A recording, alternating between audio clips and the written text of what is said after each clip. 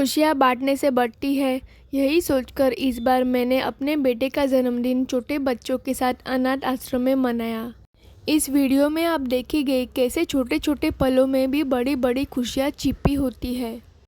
जब हम खास दिन दूसरों के साथ सेलिब्रेट करते हैं तो वह और भी ज़्यादा यादगार बन जाता है। मैंने पहली बार बल्क में यानी कि 4 से 5 किलो जितनी पाव भाजी बनाई। इस वीडियो में बच्चों की मुस्कान, उनके साथ बिताए गए अनमोल पल और दिल को छू लेने वाले मोमेंट आपको दिखेंगे। तो एक दिन पहले ही मैं बाज़ार जाके बहुत सारी सब्जियां ले आई घर पर। उसके बाद अगर हम बच्चों के लिए बना रहे तो सारी सब्जियां हमें धो लेनी चाहिए। तो सारी सब्जियां मैंने अच्छे से धो लिया। दूसरे दिन मेरे बेटे का जन्मदिन था और उस दिन हम जाने वाले थे, तो भाजी बनाना हमने पहले ही सुबह में शुरू कर लिया था।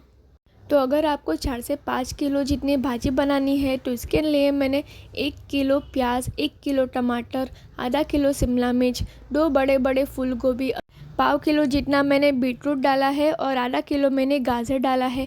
अभी विंटर सीजन चल रहा है, उस हिसाब से मैंने गाजर भी डाला है, बीटरूट भी डाला है और मटर भी डाला है। जो सारी चीज़ें ना बच्चों के लिए बहुत ही हेल्दी होता है। उसके साथ मैंने प्याज लहसुन भी छीन लिया है। सुबह ही मैंने सारी सब्जी को कुकर में पका लिया था।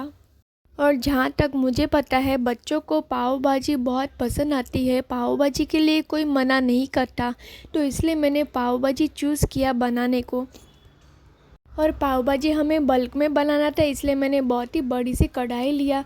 आधा किलो जितना मैंने तेल का इस्तेमाल किया है। उसके बाद प्याज डाल देना है जो मैंने काट रखा था 1 किलो। उसके बाद मैंने लहसुन, मिर्ची, हरी मिर्च डाल दिया। मैंने ज़्यादा तीखा नहीं बनाया क्योंकि बच्चों के लिए बनाना था। उसके बाद बीटरूट और शिमला मिर्च मैंने डाल दिया। बीटरूट डालने से ना पाव भाजी का कलर बहुत ही बढ़िया आता है और बीटरूट ऊपर से हेल्दी होता है। तो जब भी मैं पाव भाजी बनाती हूँ तभी मैं बीटरूट डालती हूँ। उसके बाद मैंने सारे मसाले, सारी सब्जियाँ डाल दिया। और हाँ, पाव भाजी का मसाला डालना नहीं भूलना।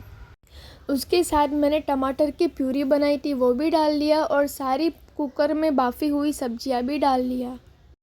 वैसे सारी सब्जी को काटने में, पकाने में और भाजी बनाने में करीबन 3 घंटा तो लग ही गया।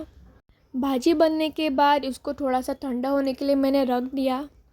हम घर से थोड़ा सा जल्दी निकले क्योंकि जो आश्रम था वो घर से आधा घंटे की दूरी पर था।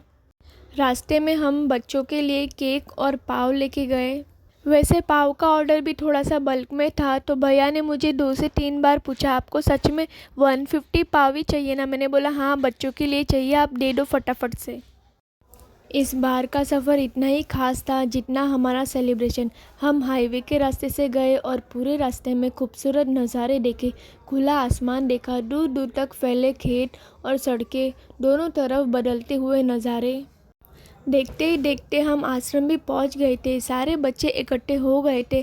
मुझे ऐसा लग रहा था कि वो लोग हमारी वेट कर रहे थे।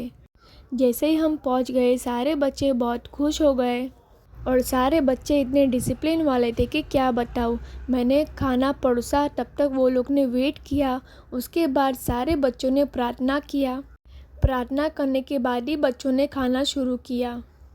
हमें यही सीखना चाहिए कि भगवान ने हमें जो कुछ भी दिया है उसमें संतुष्ट रहना चाहिए और दूसरों के साथ अपनी खुशियाँ बांटनी चाहिए।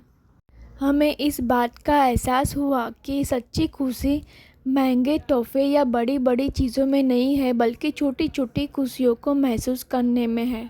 मुझे कमेंट सेक्शन में ज़रूर बताना कि आप इस वीडियो को देखकर किस तरह से बर्थडे सेलिब्रेट करना चाहोगे।